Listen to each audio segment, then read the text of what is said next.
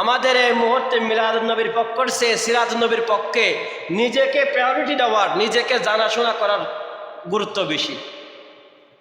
মিলাদুন্নবী অর্থাৎ রসুলের মিলাদ, রসুলের জন্ম, এটা প্রত্যেকেই মানে। পৃথিবীতে যারা কোরআন বিশ্বাস করে, যারা আল্লাহর তাওহীদকে বিশ্বাস করে, আল্লাহর রুবুবিয়তকে বিশ্বাস করে, জাত সিফতকে বিশ্বাস করে, এক আল্লাহকে যারা বিশ্বাস করে, এমন কোনো ব্যক্তি নেই যে তারা মিলাদুন্নবী মানে না। মিলাদ মানে জন্ম। মিলাদ মানে কি? এটা আরবি শব্দ। মিলাদ মানে জন্ম।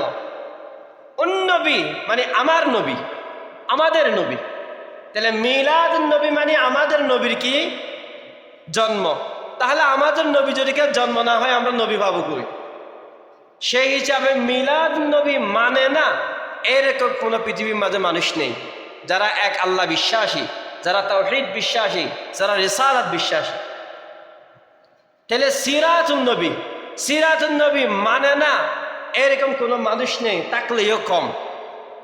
কিন্তু সিরাতুন্নবী মুখে স্বীকার করি, কাজে কর্মে বাস্তবায়ন করি না।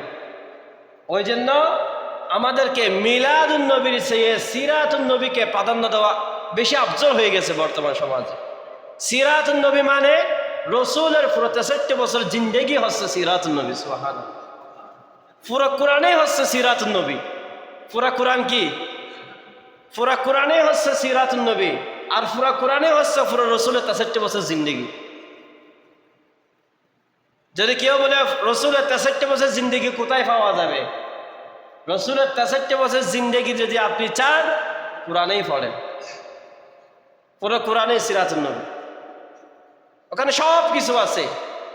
কোরআনের মধ্যে নেই এরকম কোনো কিছু নেই, সব কিছু আছে।